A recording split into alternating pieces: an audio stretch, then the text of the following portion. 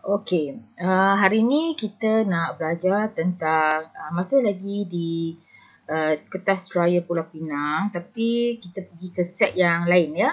Hari tu Pulau Pinang ada bagi set 1, ini set yang kedua di mana soalannya berlainan daripada yang set hari tu. Okey, mari kita cuba ya soalan ni. Okey, so mula-mula macam biasa kita kena baca dulu soalan ni. Okey, Rajah menunjukkan susunan radar yang digunakan dalam satu eksperimen untuk membina siri elektrokimia dengan mengukur voltan antara logam kuprum dengan logam L. Okey, dalam sebuah sel kimia ringkas. Dan logam, so eksperimen ini akan diulang dengan menggantikan logam L dengan logam M, logam N, logam Q dan logam R. Okey, so next, okey. Kita tengok. Okey, dekat soalan ini. Okey, dekat soalan ni dia ada bagi elektrod L. Ya.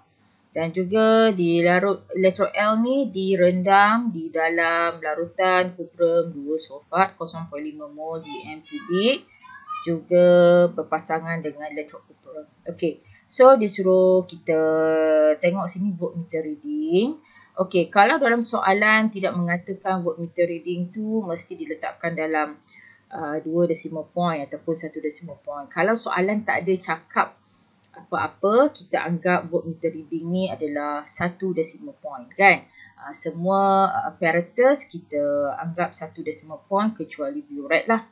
Okey, jadi kita pun letak sini jawapan dia adalah 1.2 volt. Ya, iaitu L dengan Cu. Ya. Okey, seterusnya kita baca juga M dengan Cu. Okey, kalau kita tengok sini 2 ni 1 ya, 2 4 6 8. So jawapan dia adalah 1.8 volt. Okey, N dengan Cu 0.4 volt. Okey. Q dengan Cu. Okey, sama juga 1.4 volt. Okey, R dengan Cu 2.6 volt. Okey. Jadi ni ya, record catat bacaan voltmeter. Okey, so dia tak cakap lah pada 2 decimal point ke apa ke. So jawapan dia kepada 1 decimal point beserta unit ya. So berjaya kita semua betul beserta unit. Kita akan bagi ya 3 markah kan. Okey. Decimal point, so kita akan dapat 3 markah. Okey, yang kedua adalah construct table. So kita kalau nak construct table, kita tengok ada berapa bacaan yang kita nak masukkan. So ada 1, 2, 3, 4, 5. So ada 5 lah. Jadi bila kita dah plan, kita pun buatlah ya. Sebab dia sekarang, dia nak table tu mesti ada bacaan voltmeter untuk pasangan logam. Jadi kita kena buat table lah untuk mempamerkan. Okey. So bila kita dah buat jadual, okey, kita tulis jawapan ya. Okey, kita tulis jawapan dia mesti ada sini apa? Pasangan logam. Ataupun pairs of metals dan juga bacaan voltmeter ataupun bahasa Inggeris dia voltmeter reading ya. Okey, ada unit. So kita lukislah, tulis semua jawapan. L dan Cu, lepas tu M dan Cu. Okey, lepas tu N dan Cu. Lepas tu Q dan Cu. Lepas tu R dan Cu. So, tengoklah ya. Jadi, hati-hati semasa transfer semua maklumat ini. Jangan salah lah sebab soalan ni sangat senang ya. Hanya memindahkan data ke dalam bentuk jadual sahaja. So, bila kita dah catat semua ini betul, kita akan bagi 3 markah. Senang kan? Okey, next. Okey, kita pergi soalan seterusnya. Okay, so macam biasa dia tanya manipulated variable. Okay, so pembeli ubah yang dimanipulasikan. So kalau kita tengok senang saja sebab soalan ni dia tukarkan pasangan logam, kan? Jadi manipulated variable-nya adalah pasangan logam ataupun bahasa Inggeris dia pairs of metals, ya. Pasangan logam ataupun pairs of metals. Okay, next. Okay, dia tanya responding variable. So senang saja kita dapat bacaan dia, kan. So bacaan voltmeter, ya.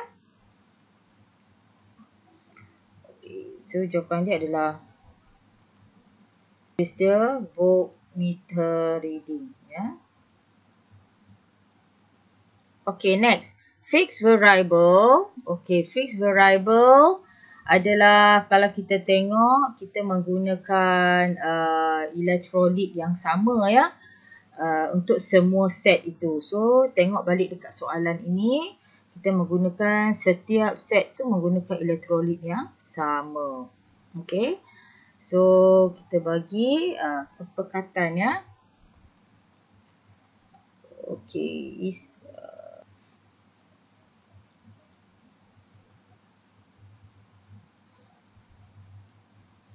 Isi padu dan kepekatan larutan kuprum 2 sulfat, ya, ataupun bahasa Inggeris dia volume and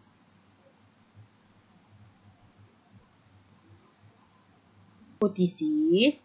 Okay, so untuk hipotesis, ya, okay, kita mesti tahulah mesti kaitkan MV and RV, ya. So kita mesti tengok dekat kita punya okay, kaitan sini, ya, antara MV dengan RV. Okay, so kalau kita tengok bacaan untuk set tu, ya, kita ada 5 set.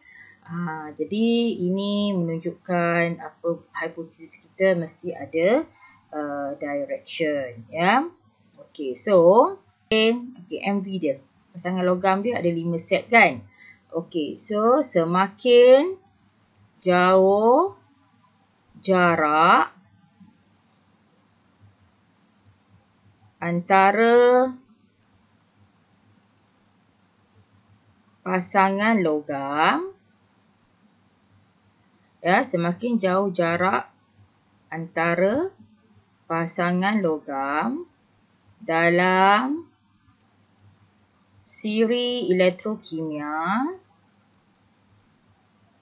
okey, semakin tinggi bacaan voltmeter. Ya. Jadi semakin jauh jarak antara pasangan logam ataupun semakin jauh jarak antara dua logam di dalam siri elektrokimia, semakin tinggi bacaan voltmeter. So nampak tak sini kita mengaitkan depan ini, ya, pasangan logam ni adalah MV dan bacaan voltmeter ini adalah RV. Okay. So bahasa Inggeris dia the further the distance between pairs of metals in electrochemical series, the higher the voltmeter reading, ya. Tapi kalau dekat sini ada student tanya, kalau dekat sini dia letak semakin dekat. Kalau dia buat semakin dekat jarak, so kalau kita ada tukar dekat sini, okey, semakin dekat katakan, so sini kena tukarlah semakin rendah bacaan voltmeter. Ya, so kena macam itulah, tengok, kena tally, ya. Okey, seterusnya based on the voltmeter reading, arrange. Okey, susunkan semua logam itu mengikut ascending order, ya, ke elektropositifan dalam susunan menaik. Okey, kita tengok antara L dan Cu. Tengok dekat kita punya bacaan tadi sini. Okey, siapa yang paling tinggi kalau kita tengok sini, ya? Yang paling jaraknya jauh adalah R dengan CU. Okey. Dan kita kena tengok dekat gambar rajah ni. Okey. Tengok dekat soalan. Bacaan sini ya. Okey. Yang kita kena tengok bacaan yang paling tinggi sekali adalah R. Paling jauh sekali adalah R dan CU. Jadi R dekat atas. So CU ni mesti paling bawah. Okey. Jadi jarak dia sangat jauh. Iaitu 2.6 volt. Okey. 2.6 volt. Okey. Lepas tu kita ikut ranking lagi. 1.8. M dengan CU. Okey. So M dengan CU. M dengan CU. Okey. 1.8. Okey. Next. Q dengan CU. Okey. Q dengan CU. Okey. So, reading dia adalah 1.4. Okey. Lepas tu,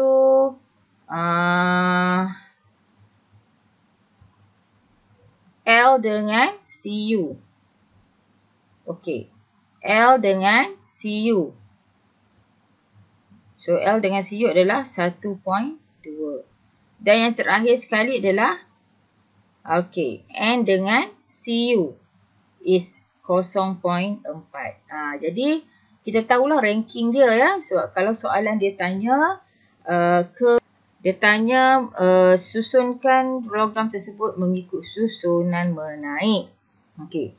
So kalau menaik, so inilah susunan menaik. Okey. So kalau dia nak susunan menaik, so inilah menaik dia. Susunan menaik kan. Jadi jawapan dia adalah CU, N, L, Q, M dan R. Kan. Jadi kita pun susun dekat bawah ni. Okay, CU, N, L, Q, M, R. Okey. Itu sahaja. So dapat 3 markah. Okay, predict the voltage. Okay, sekarang ni dia suruh kita predict ya antara M dan R. Okay, so kita tengok dekat atas. Okay, dia suruh predict M dengan R. Okay, so sekarang ni kita highlight ya. Okay, sekarang dia suruh predict jarak antara M dengan R. Okay, so kalau M dengan R, okay, berapa jarak dia? Okay, kita nak tahu jarak dia ni. M dengan R ni. Berapa jarak dia? Jadi kita kena tolak lah. Dia kena tengok sini keseluruhan dia adalah 2.6 tolak dengan ni kan. 2.6 tolak dengan 1.8 kan. 2.6 tolak dengan 1.8 kan. So kita akan dapat berapa? 0.8 ya. So kita masukkan dalam ni. Okey, 0.8. Okey, M dan L. Okey, kita tengok M dan L pula. M dan L. Okey. Kita tengok M dan L. So kalau M dan L, kita nak tolak apa? Tengok sini. M. Okey, M 1.8 ya. Jarak, dia nak tahu jarak antara ni M dan L. Ni jarak ni kita nak tengok ya, M dan L. Jadi kita ambil M ni, keseluruhan dia sampai CU ni adalah 1.8. Okey, kita nak tahu jarak sini. Jadi L sini keseluruhan dia 1.2. Jadi 1.8 tolak dengan 1.2. So kita akan dapat 0.6 ya. So kita pun tulislah jawapan dekat sini. 0.6. Okey, dan Q ya. Okey. M ni dia nak cari jarak M ni dan Q. Seterusnya kita nak tahu jarak antara siapa soalan tu? Okey, dia nak tahu jarak antara N dengan Q. Okey, so N dengan Q, okey, so dia nak tahu jarak antara, okey, N dengan Q. Okey, so kalau N dengan Q, apa jawapan dia? So, kita tengok jarak ya. So, Q ni 1.4. Okey, Q ni 1.4 tolak dengan 0.4 kan sebab nak jarak Q dengan N. So, tolak 0.4. So, kita akan dapat 1.0 ya. Okey, so jawapan dia adalah dekat bawah ni adalah 1.0. Okey, next. Okey, nyatakan kelaskan bahan-bahan berikut kepada elektrolit dan bukan elektrolit. And non-elektrolit. Okey,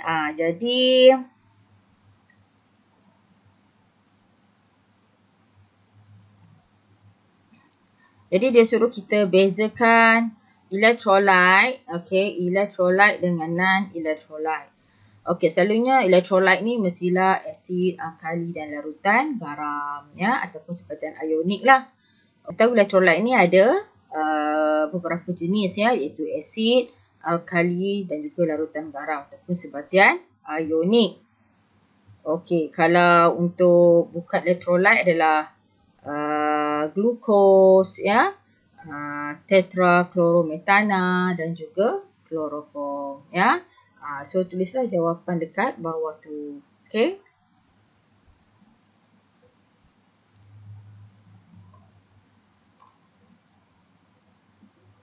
Okey, seterusnya, okey, kita tengok ke soalan yang seterusnya.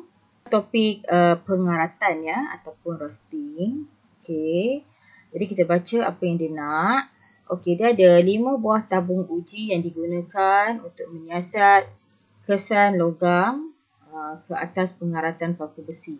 So, dia menggunakan medium yang campuran ya ataupun medium yang digunakan dalam set tabung uji adalah campuran larutan agar-agar, larutan kalium hexacyanopherat 3. Ni dia punya formula dan juga phenolphthalein. Okey. Okey, pemerhatian dicatatkan. Okey, kalau kita tengok sini test tube 1. Okey, tabung uji 1 keamatan warna biru rendah ya. Okey, tapi warna biru dan warna merah jambu juga rendah. Okey, untuk tabung uji 2 tiada tumpukan biru tapi keamatan warna merah jambunya tinggi. Okey. Test tube 3 keamatan warna biru tinggi tapi keamatan warna merah jambunya rendah. Untuk 4 pula keamatan warna biru rendah. Keamatan warna merah jambu juga rendah. Okey.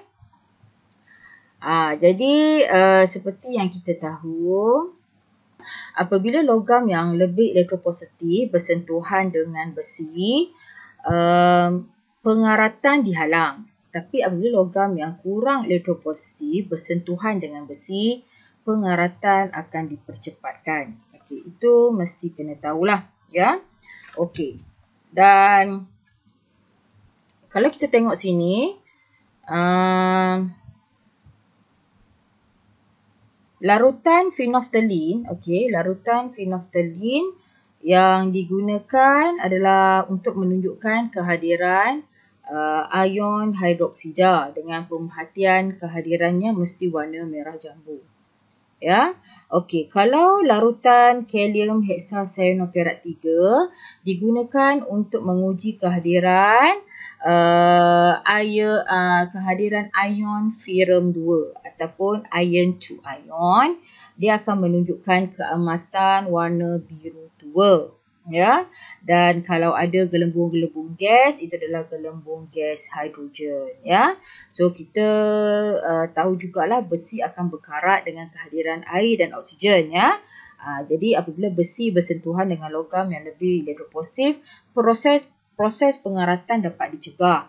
Tapi apabila bersentuhan dengan logam-logam yang kurang elektropositif ataupun yang lebih elektronegatif, maksudnya apabila besi bersentuhan dengan logam-logam yang kurang elektropositif, proses pengaratannya akan dipercepatkan. So, kalau kita tengok test tube 1, keamatan warna biru dan merah jambunya rendah, ya. Test tube 1 ni, paku besinya tidak dililitkan dengan logam, mana-mana logam. Jadi ini kita macam anggap sebagai kawalan lah. Okey, macam kawalan lah, ya. Sebab paku besi hanya ada firm sahaja. Hanya ada firm sahaja, ya. Dan juga kita mesti tahu pengoksidaan besi ataupun pengoksidaan paku besi ni akan berlaku lah, ya, dalam kehadiran air dan oksigen. Jadi kalau kita tengok warna merah jambu bertukar kepada biru tua kerana ion hidroksida telah bertindak balas dengan Fe2+ ion untuk membentuk firm 2 hidroksida, ya. So kalau kita tengok sini, keamatan warna merah jambu ni kita tahu digunakan untuk mengesan OH- kan. Ini untuk mengesan OH-, ini untuk mengesan Fe2+, ya. Larutan kalium hexacyanopyrite ni, pengoksidaan besi berlaku macam ni, ya, firm. Okey, firm dia akan paku besi akan mengalami pengoksidaan, ya, di mana logam firm ni akan mendermakan elektronnya. Dan juga air dan oksigen, ya, iaitu kalau kita tengok air dan oksigen akan bertindak balas untuk menghasilkan ion hidroksida. Ini yang akan berlaku. Okey. Ya, so kita dah balance, kan? So persamaan ni kena ingatlah, ya, bersama balance-nya sekali. Okey. Jadi kita akan tengoklah. Jadi Fe2+ ni akan bertindak balas dengan ion hidroksida, kan? Jadi Fe2+ akan bertindak balas dengan ion hidroksida, ya, untuk menghasilkan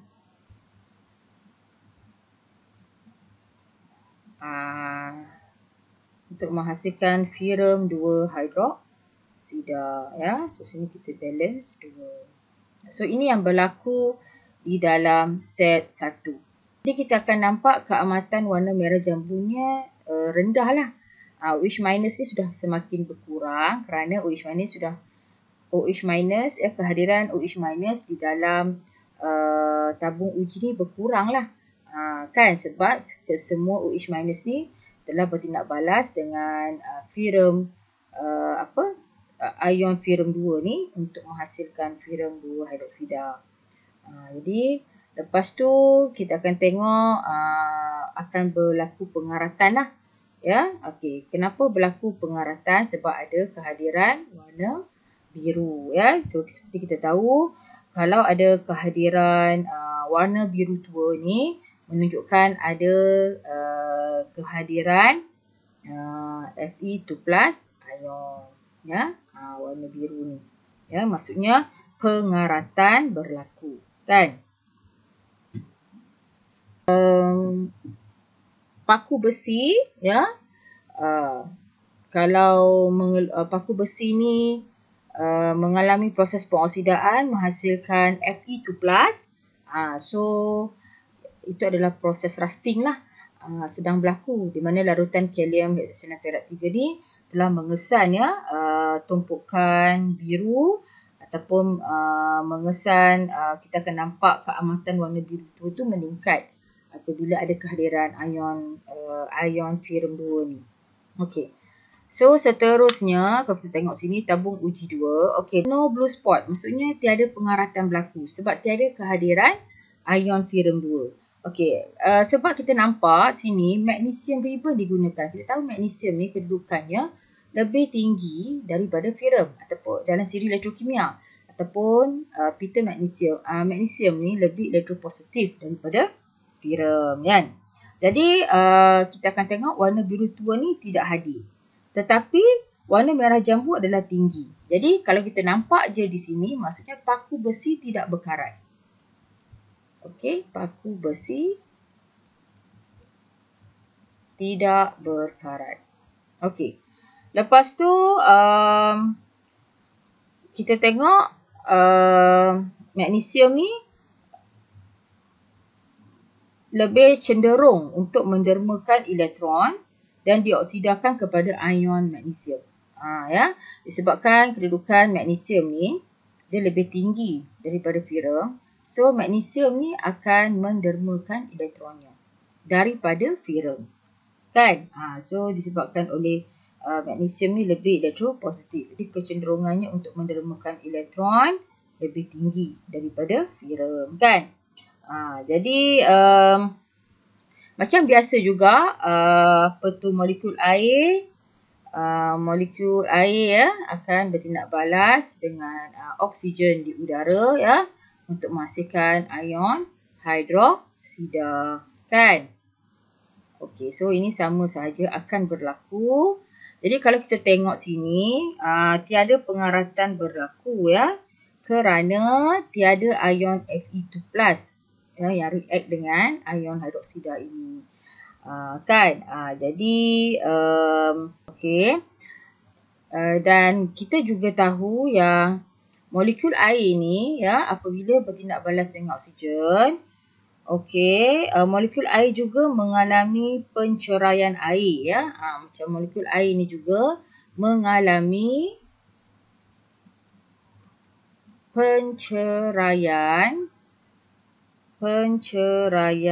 air, okey, dengan menghasilkan apa? Ya, ion hidrogen dan ion OH minus. Ya. Jadi ion-ion hidrogen ni pula okey, so kalau kita nampak dekat sini ada elektron. Okey. Ada elektron kan? Jadi ion hidrogen ni, okey. Okey, nota yang kedua. So ion hidrogen ini akan mengalami proses penurunan.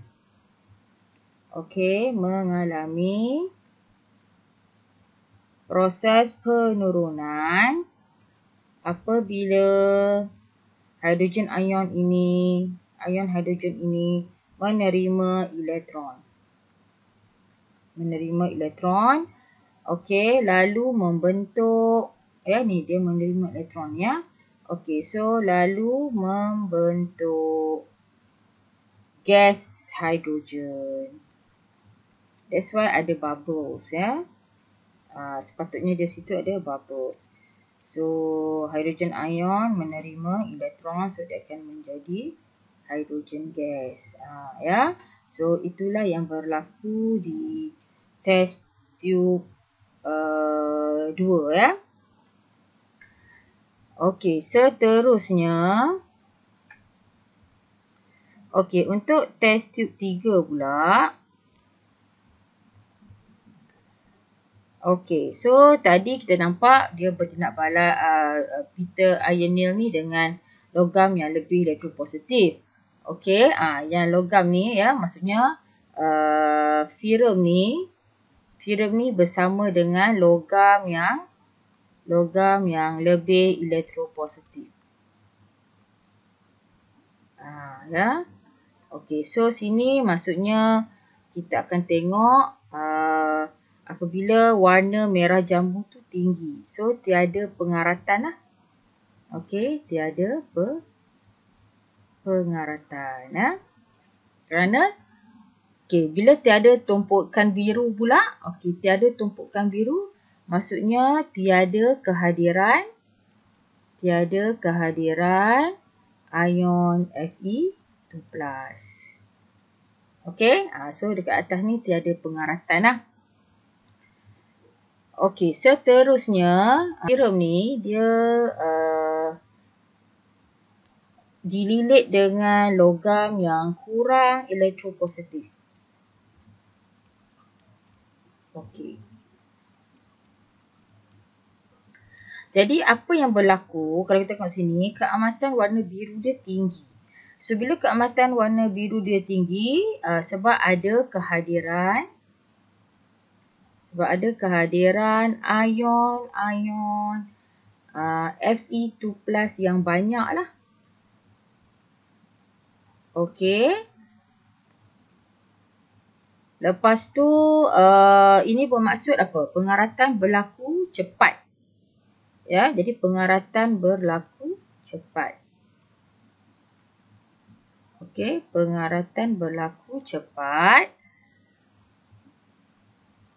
apabila paku besi ni dililit dengan kuprum, ya.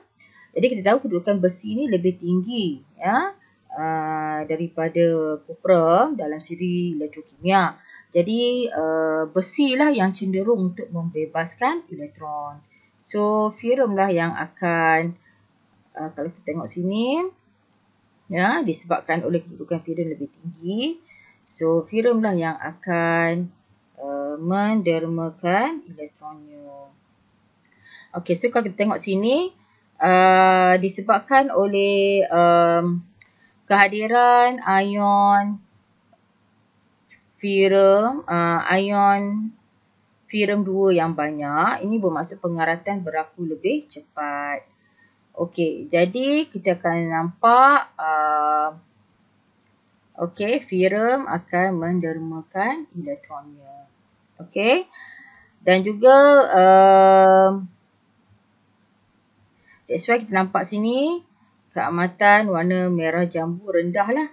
Kerana Fe2+ ni akan, kita tahu tadi, ya, H2O bertindak balas dengan oksigen, akan menghasilkan ion hidroksida. Okey.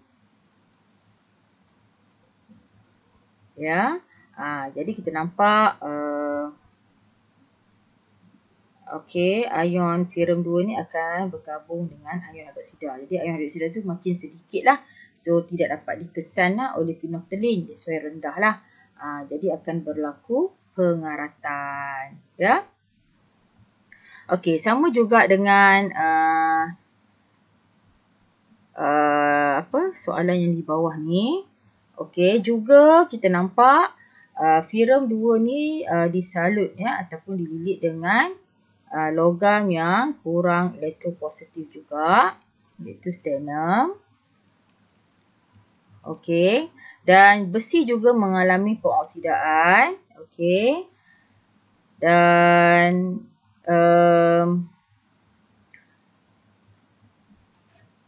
kita tahu, ya, besi ni apabila mengalami proses pengoksidaan, so dia akan berada di terminal negatif, ya, sebabnya dia adalah sel kimia.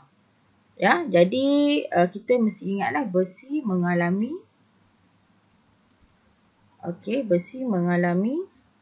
pengoksidaan.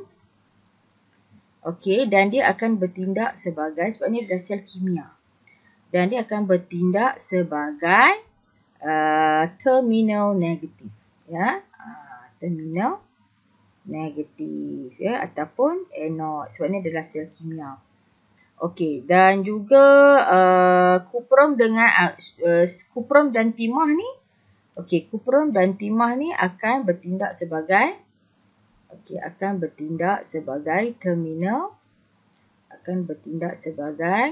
terminal positif, ya. Okey, so sama juga molekul-molekul air akan mengion menghasilkan H+ dan juga OH-, ya. Jadi macam biasalah, ya, molekul-molekul air akan mengion lah, ya, untuk menghasilkan ion-ion hidrogen dan juga ion-ion OH-. Tapi ion OH- ni akan bergabung dengan Ferrum lah. Kerana ferrum ni, sebab ferrum ni mendermakan elektronnya membentuk ferrum 2 kan. Ion ferrum 2. So ini ada kehadiran ion ferrum 2 kan. Jadi ion-ion H- ni akan bertindak balas dengan ion ferrum 2 lalu membentuk ferrum 2 hidroksida, iaitu pembentukan karat ya. Okey, bandingkan satu pemerhatian bagi eksperimen ini. Okey, so pemerhatian dia macam mana? Bandingkan satu pemerhatian. Okey, antara test tube 3 dengan test tube 4. Okey, tengok soalan ni. Dia tanya antara test tube 3 dengan test tube 4. Okey, bandingkan satu pemerhatian. Okey, tengok test tube 3 dengan test tube 4 ni. 3 dengan 4 memang berlaku pengaratan kan? Sebab kedua-duanya dililit dengan logam yang kurang elektropositif. Okey, tapi dia tengok sini perbezaan. Kalau test tube 3 ni dia blue color dia, warna biru dia tinggi. Tapi sini blue colornya rendah. So kita compare lah.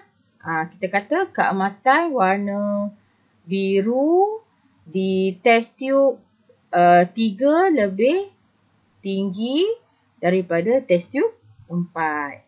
Kan? Itu dah dia punya perbandingan. Senang kan? Semua dalam soalan saja. Tabung uji 4. Okey, seterusnya berikan inference. Okey, daripada pemerhatian dekat atas ni, pemerhatian kenapa? Kita cakap keamatan warna biru dalam tabung uji 3 lebih tinggi kan? Itu pemerhatian kita. So what is your inference? Maksudnya apa? Kenapa keamatan warna biru dalam tabung uji 3 lebih tinggi? Kalau keamatan warna biru tu lebih tinggi, itu menunjukkan apa? Kalau keamatan warna biru tinggi menunjukkan kepekatan ion ferrum 2 tu lebih tinggi kan? Okey, kepekatan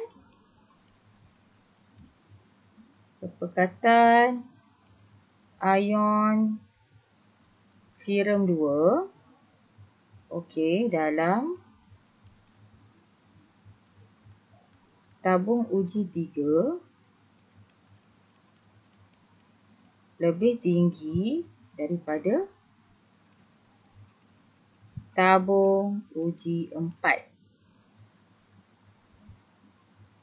Kan?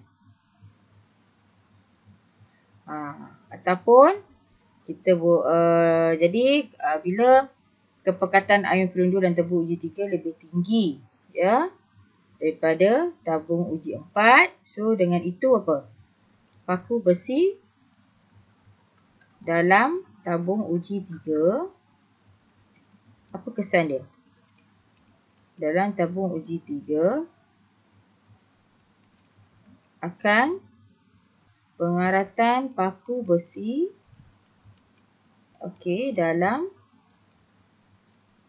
tabung uji 3 lebih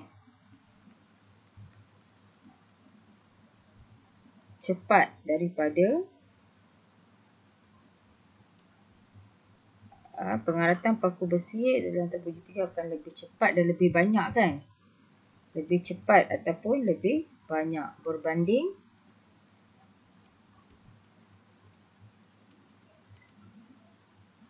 tabung uji 4. So kalau kita tengok dalam siri elektrokimia ini, okey.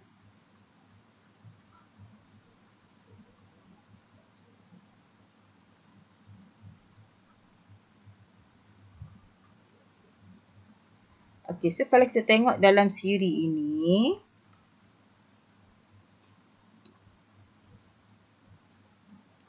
okey, kita tengok ya.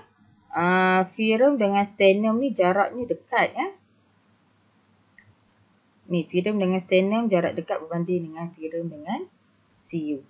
Jadi kalau jarak logam lebih jauh, bacaan voltmeternya tinggi. Okey.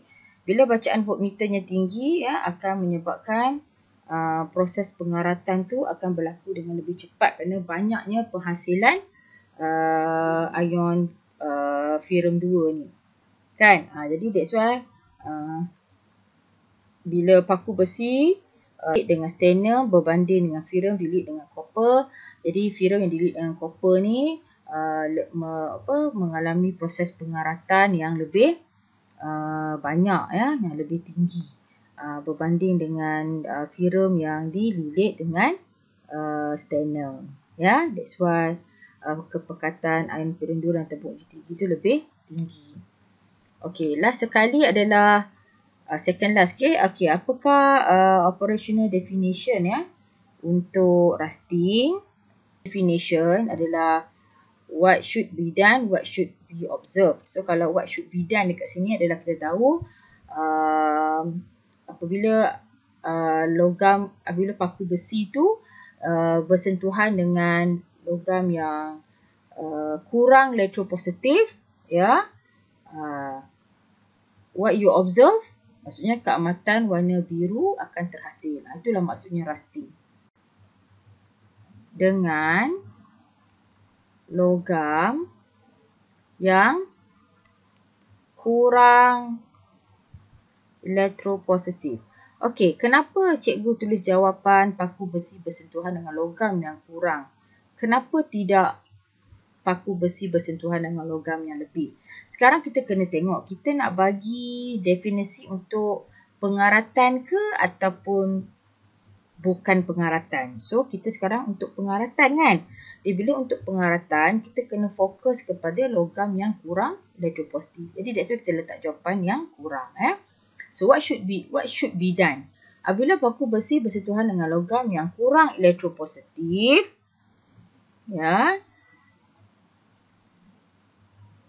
di dalam larutan mana? Larutan agar kan? Di dalam larutan agar-agar. Okay, so what should be observed? Maksudnya kalau rusting, apa sepatutnya? Maksudnya apa? Keamatan warna biru. Warna biru mesti rusting kan? Keamatan warna biru terhasil. Ya, itu maksud dia. What should be done, what should be observed. Okay, so kita tengok sini warna perak. Okay, so dia tanya sini, state the relationship between, okay, masa yang ni ya, masa yang diambil,